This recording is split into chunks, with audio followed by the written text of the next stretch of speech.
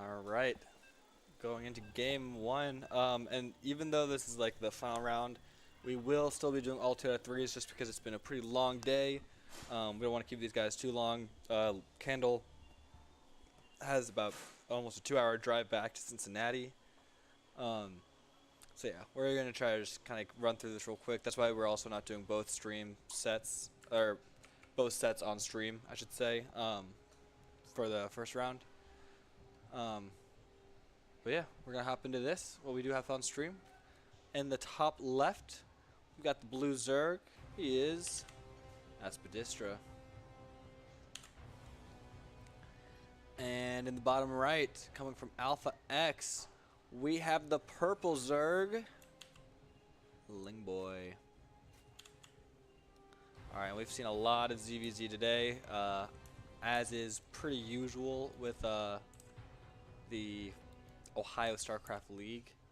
Ooh, an Aspidistra. I'm gonna whisper because they're right there. They're actually not that close. They can't hear me. But Aspidistra going for the early spawning pool.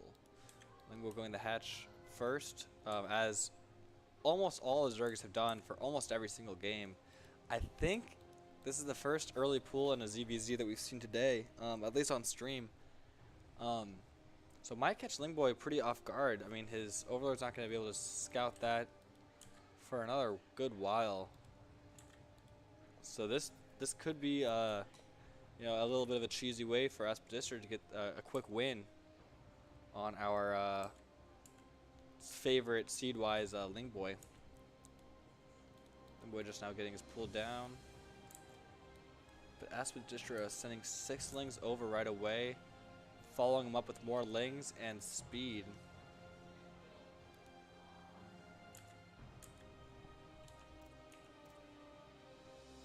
Oh. Alright. The Lings were in view of Lingboy. We'll see how much he does to actually combat that. No spine crawlers or anything like that yet. These Lings are going to get in there, and there are no Lings to defend against it. Lingboy's going to get 6 Lings as soon as possible, but Aspidistra might be able to get some damage off. I guess with Lings and drones, he won't be able to do too much. Once his reinforcements come in, he should have that Ling advantage. Oh, those are Lingboy's Lings. Where's Aspidistra? 2, 4. He's slowly sending them across. Yeah, with this spine crawler coming down, I don't think Aspidistra has a slight Ling advantage, but the problem is they have to rally across the entire map, so like I don't think they're going to be here quick enough. And with this huge investment, you know, with the early pool, I mean, not even getting a second hatch. He has, you know, a drone poised to take a second hatch, but still no second hatch down. If Aspidistra doesn't get like a mad amount of damage off this very soon, Lingboy's in a really, really good place. Lingboy should just be able to kind of hold on and then start to steamroll once he gets his economy going. So Aspidistra, I almost want to say like, not like gives up, but like he understands he's not going to be able to break Lingboy with his current state, so he is going to start expanding.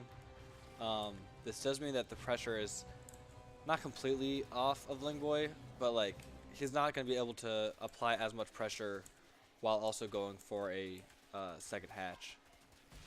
Ooh, he does have some nice Banelings kind of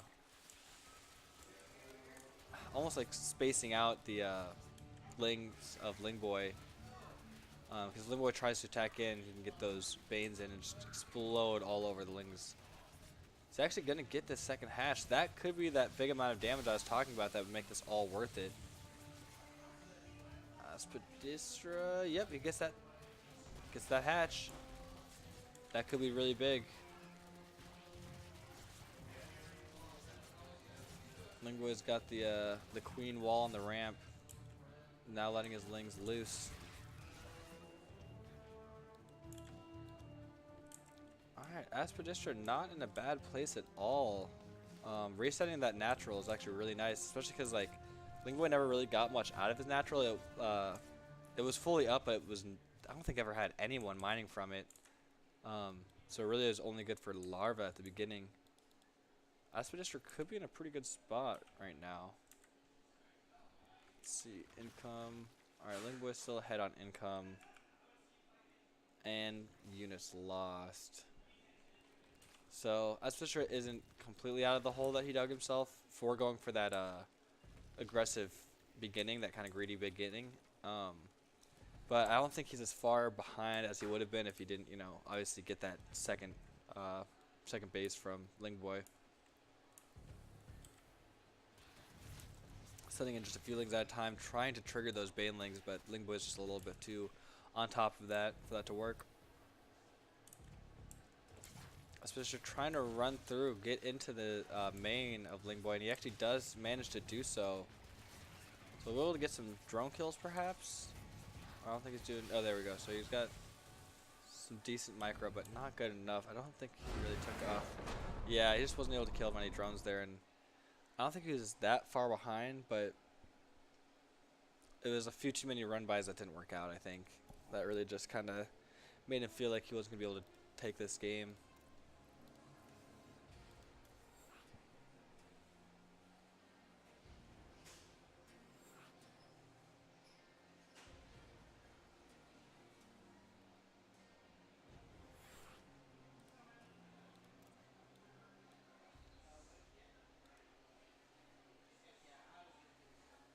Alright, Lingboy's ready. Aspidistra ready. We're going into game 2. So pretty cool first game. Aspidistra tried to go for, you know, a little bit more aggressive beginning. Didn't get enough out of it that made it worth it. I really did think that after he got that, sorry, excuse me, I have hiccups. After Aspidistra got Lingboy's expansion, I really thought that was kind of like the turnaround point. I thought he was gonna be able to kind of make something happen from there, but it just ended up not being enough. He kept trying to push his luck, and Lingboy just has really solid defense and just not letting any of that happen. Which brings us to game 2. In the top left corner, the blue Zerg that tried a little cheese at the beginning, not really working out last game. But let's see if he can bring it out this game. It is Aspidistra. That was way too long of an intro for a player. All right, in the bottom right, winning that game 1, being that's a hard wall, huge defender, the purple Zerg from Alpha X. It is Lingboy. Alright, this time they're both going for that quick hatch, probably do a hatch gas pool. It's pretty normal for Zerg. And then we'll see, again, the 3 kind of points of like differentiating Zergs is if they go into Roach Warren, if they go into Baneling Nest, or if they go for that 3rd hatch first. Looks like Aspidistra going for that 3rd hatch right away. It's actually really early for just put the drone there. But yeah, well before 2 minutes, he's gonna be able to get this 3rd hatch down. 300, yep, gets it. I'll have to see. That was interesting. It almost looked like Lingboy was gonna go out there. He has enough minerals.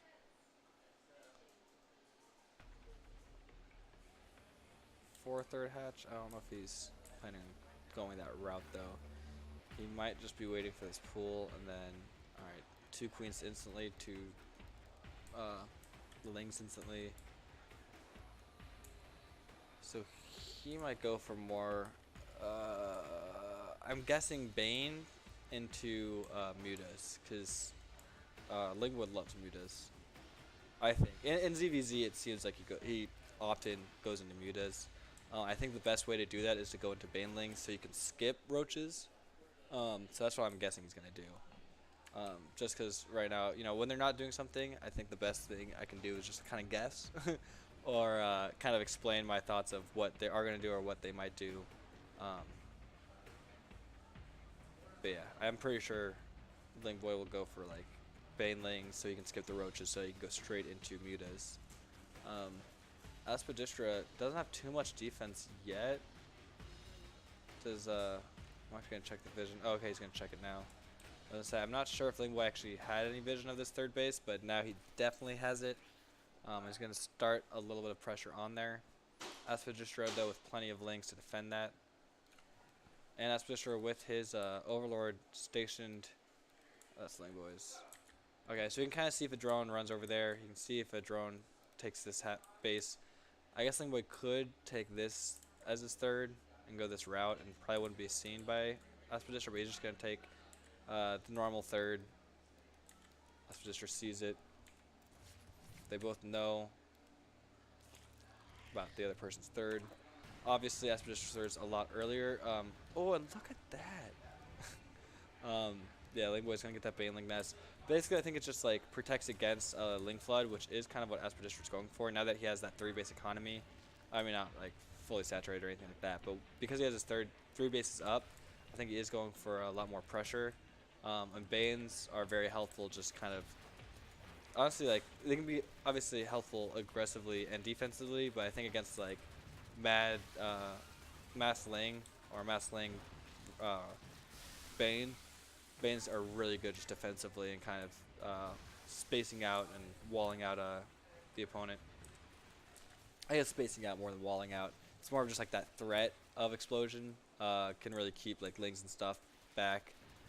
Oh, Lingboy might lose his third. Doesn't have too much to get in there. He's gonna go up to that spire, or that spire. The layer, and I'm guessing Spire will come out after this layer is finished, because again, Lingboy loves those mutas. I think they are just really good in the ZVZ matchup because really the only anti-air Zerg's gonna have are those queens and spore crawlers, all the way up until like Hydras, and Hydras are mid-game unit, and so if Aspidistra is not already going that way, then the Hydras are probably gonna be too late to deal with the mutas. Or at least not be in large enough numbers to deal with them effectively. This third base is still kind of a point of contention for Lingboy and Aspidistra. You don't want to let that Baneling go off on one Zergling. That's definitely not worth it.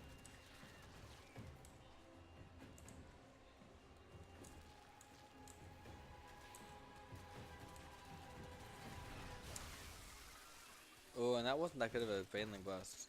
Not Baneling bust. Sorry, just Baneling explosion.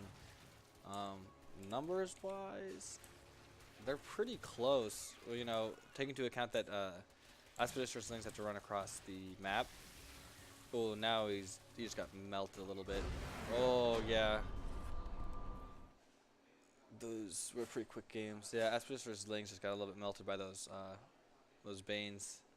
And that's it. That's the set. So Lingboy will go into GameArena.